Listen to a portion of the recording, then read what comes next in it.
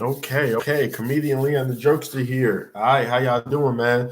All right, so this video was crazy, man. This video is gonna be crazy, but it's already crazy because I'm calling it crazy because it is. It's kind of like you never know in life how things come back full circle, right? You never know in life how things come back full circle. I can attest to so many times in my life when I did something in 1 year, and then maybe 5 years later, that same situation that happened 5 years ago came all the way back around full circle, right? So it's happened in comedy where, like, I started comedy in 2016, came in, it was real rough, real tough, had some encounters with people, and then like 6 years later, it's like full circle. I'm running back into these same people, but now it's on good terms. So you never know. Like that's why I'm always very nice, jovial, respectful to people because I don't know what it is, but you always run back into whoever, whether it's people that like you or people that hate you. Always show respect and everything because at the end of the day, you got to answer to God. So like for me, I'm like, man, tomorrow's not promised. The next second's not promised. So I'm always gonna show respect to people and then leave the rest in God's hands. But that's not what this video is about. This video is pretty exciting because something that happened to me in 1997 that was horrible. It was bad. It came back full circle, like I just said, in a good way. So I'm gonna tell the story. I'm gonna try to do the short version so then we don't prolong me bringing in the image that I'm about to bring in. Okay. All right. So in 1997, I'm in high school at the time. Going to Rancho Verde High School in California. I was in Moreno Valley, California at the time, and so what happened was you're young, you're in high school, you want to make friends, you want to be the cool person, uh you want to be the cool person on campus. It was like my ninth grade year. It was like ninth grade. It had to be ninth grade because we moved to St. Louis from California for me to finish 10th, 11th, and 12th. So this is ninth grade year. I'm a freshman. So if you're a freshman in high school, straight out of middle school, first thing you want to do is what? Make friends. So what's the quickest way to make friends? Do whatever the juniors and seniors tell you. Shouts out to the sophomores, but again, do whatever the juniors and seniors tell you. And a senior came up to me. I'll never forget his name. It was Ezel. Ezel. For all the black people that grew up watching the movie Friday, yes, he had Ezel's name. So his name is Ezel. Shouts out to Deshaun Walker, my homie from school. He knows this whole story already. But anyway, so Ezel sees me and he's going around asking everybody, can he borrow their shoes? But he comes to me one day. My mom had just bought me, back then they were just called the Air Jordan 12s. Today they're called the Air Jordan Retro 12s, like the Retro 12s. If you see me with these shoes on, they're the retros, right? But I had the original, like 1997, the original 97 playoffs. These shoes came out during the playoffs. Michael Jordan did his thing. Okay. The pair that I'm still gonna get this year are the flu games, the all black with the red trim. Yeah, the flu games. I think they won like $700 though, man. But I don't care, man. I gotta get them flu games, and all this stuff with COVID and the pandemic. And I've never caught COVID. I just feel like it's only right that I get the flu game, all black with the red trim. But anyway, we're not gonna talk about my life and my wardrobe or my closet. What we're gonna talk about is Ezel. Ezel. So Ezel decides to ask me, "Hey Leon, man, can I borrow your Air Jordan 12s? I'm gonna go to this party, blah blah." So I'm thinking to myself, okay, I just got these. I mean, spanking new, brand new. I said yes. I was trying to make a friend. I had a lot of friends, but I was trying to make one more. So I let this dude borrow the Air Jordan 12s, all black with the white trim. Oh my goodness. Only wore the shoes once. The first day he seen me on, because you know back then in the 90s, if you came to school with them J's on, oh my goodness, bro. All eyes were on you. All eyes on me. Tupac, Shakur. I'm telling you, man, it was crazy. I was like, man, this dude, Ezell, just asked me to borrow the shoes. He is very popular. If I let him borrow, maybe he'll put in a good word for me to make more friends. I don't know, whatever the thoughts of a freshman in high school may be, I don't know. I'm like, yo, I guess it's okay. So I let him borrow the shoes. I laugh now, but it wasn't a laughing matter then. Let him borrow the shoes. And he said for like a weekend. But maybe in his mind, a weekend, meant like forever. Because it felt like eternity, man. Like me in my mind, I was like, oh, yeah, Saturday and Sunday. That's 48 hours. So that means Monday, I'll get my shoes back. It's Thursday. I bring them to him Friday. Then the weekend passes. Then Monday, guess what? I got my Jordans back. Got the Air Jordan 12s back. No, that is not how it went down. So anyone that knows me, I'm 39 years old. I've always been the nice guy. The nice guy. Like the movie Goodfellas. He's a nice guy. He's a stand-up guy. He's doing stand-up. But I had to call my brother, who is the opposite of me. Gangster. NWA, Ice Cube, Ice-T, Snoop Dogg, Dr. Dre, Suge Knight. My brother we were night and day. My brother said, who got your shoes? I said, oh, Ezell at school. He said, okay. My brother picked me up in a convertible Mustang, and guess what color the Mustang was? Turquoise. When's the last time you seen a car that was turquoise? You don't even hear people talk about that color anymore. But the car, it was turquoise. And it was convertible. And he had 18-inch rims on it.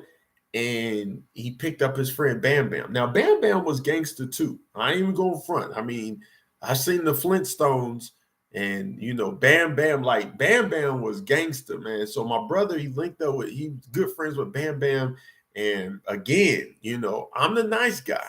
My brother picked me up with Bam Bam. We roll out. I sit in the back. I duck my head down because I don't know how the gangsters roll. Gangsters, they be rolling. They be like laid back, but me, I laid down. There's a difference from driving the car and laying back and then just laying down. Like I literally fell asleep. I literally fell asleep in the back. I mean, I was just kind of stressing out, man, because I was like, what's going to happen? Is my brother and Bam Bam going to rough Ezell up? Is he going to take his life? What is he going to do to get these Air Jordan 12s back? So we arrive at his house, and still to this day, I don't even know how I knew where he lived. I think someone may have told me because I used to walk home. So maybe, but I lived in the opposite direction of where he lived. So I don't even know if somebody said, hey, we know where Ezell lives. We can at least show you where the house is. So when your brother goes, because I was telling everybody, bro. I told everybody on campus, I said, Ezell's not giving me my shoes back. And this don't make no sense. I trusted the juniors. I trusted the seniors in high school. This don't make no sense. Who is going to help me get my shoes back? Nobody helped me. Okay, so it's all good. Long story short, my brother, Bam Bam, they get out the car. They look back. Where's Leon at? Leon, get out the car. I'm like, oh, yeah, I'm supposed to go with y'all. I thought y'all had this, man. NWA, straight out of Compton. So we walk to the front door. Ding dong, mom's comes to the door. Ezell's mom. She's real nice. Had like a Tyler Perry complexion, little Medea popping off. But anyway, so My brother says, yo, whoop-de whoop whoop. You know, black people, we got our own language without words. Whoop-de whoop whoop, whoop-de whoop, whoop-de whoop, whoop. And so the mother understood what was said because she was black. And so after all the whoop-de-whoops, we definitely left without the Jordans. Why? Because Ezel was not at home, nor was the Jordans there. Mom should have went up and looked in the room, but you know, it's all good. It's mom's. So we leave. My brother leaves a message with her. Hey, my brother needs his shoes back. Don't let me have to come by again. I'm like, man, he talking to somebody's mama like that. And a black mama at that. So we get back in the car. I lay back down, take another nap because it's about a good 10-minute drive. I get back home. My brother, you know, I thank him. Thanks, man, for standing up for me. Wish you can go to school with me tomorrow because I'm a little nervous. But anyway, because I know mom is going to tell him that we came by. But anyway, so go to school the next day. Ezel pops up, lunchtime. I'm thinking, okay, what's about to happen? He says, hey, Leon, let me holler at you. You know, when black people say, hey, let me holler at you, you always got to look at how their countenance is. Like white people, they don't really say that. They be like, hey, I need to talk to you later. They're like, you got a good time? And then you feel like, okay. But when black people say, yo, let me holler at you, listen to the tone. You got to learn how to drop the tone. Let me holler at you. You know what I'm saying? So what happened was I went over and he said, yo, I heard that, you know, my mom told me y'all came by looking for your shoes, but she said that y'all came and y'all was very peaceful and respectful. That's cool. I told you again, I'm going to bring your shoes back. I know it's been 4 months. It's been 4 months. It was 4 months at this time. Before I know it's been 4 months, but I'm going to let you just know the shoes are coming. I'm thinking, man, they ain't coming. So the next semester, right now it's over 5-6 months. Next semester, he actually brings the shoes back, but I get word that he let other cousins use the shoes. So he didn't just take advantage of me, but then he let the rest of the family tree take advantage of my kindness. You know, so he gives me the shoes back, and they look so jacked up. Even homeless people would, you know, like, nah, we cool. I don't know, man. It was crazy. So I threw them away. I think I did show my brother just so he you know he would know, hey, I got them. He was like, those are the shoes that we went over there to get. I said, no, they didn't look like this when I got them at the mall with mom. They were brand new. They were brand new Air Jordan 12s. Now they look like Air Gordons. Air Gordons. Who is Gordon? So yeah, man. So long story short, I never let anyone borrow shoes like that again. You know, if I let someone borrow some shoes, they can have them. So that never happened again. So with no further ado, I just wanted to say I went and bought the same exact shoes again, you know, over 20 years later. And here we go. You see the Jordan sign, you know what I'm saying? Oh no, it's this side. You see the authentic. It's very authentic. Okay, you see it. All right, so show you guys what I'm working with. I only wear these when I'm on the comedy tours. So you know, in like 2 weeks we'll be back on the road traveling and everything. So I got to be fresh. You know what I'm saying? I don't practice comedy 30, 40 hours a week to go on stage looking any kind of way. So let's go ahead and slowly take them out. Put the box back down. All right, man. So here we go. It's the 12s, you know, straight Flight Club, fresh. As you can see, very authentic. Number 23 for Jordan. You see, you know, nice, man. Just a clean Jordan, man.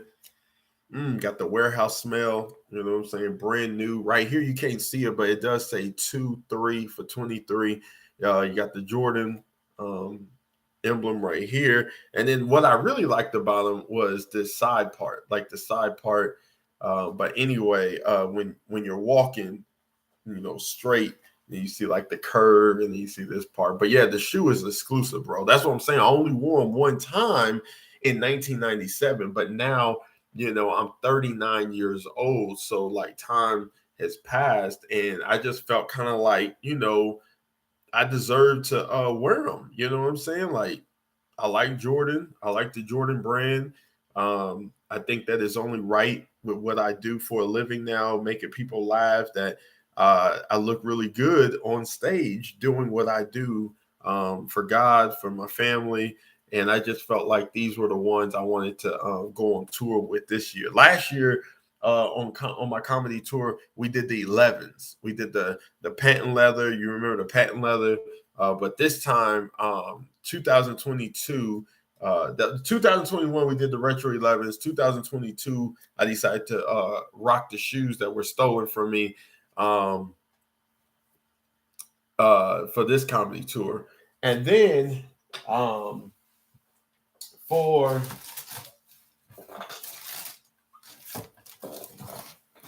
for 2023 for those shows, because I already got booked for July 2023 show already.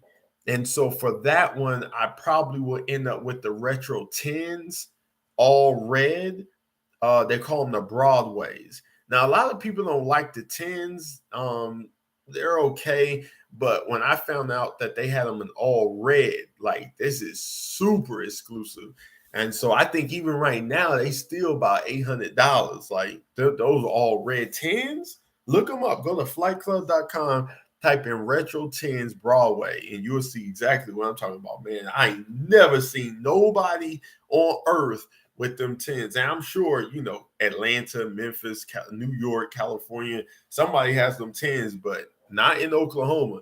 So I just wanted to put it out there, you know what I'm saying? What the devil meant for evil back in 1997, me trying to be nice. And then look, in the future, God blessed me all over again, full circle. So you reap what you sow, you know what I'm saying? And I sowed into someone's life and then I reaped it right back. So that's pretty much what the gist of this story was about. It was just basically showing you that, sometimes in life, bad things will happen. But then if you just, kind of lay it at the cross and just give it to God and just move on, you never know. You may end up getting that blessing right back. Because like I said, back in 97, I only wore those shoes one time.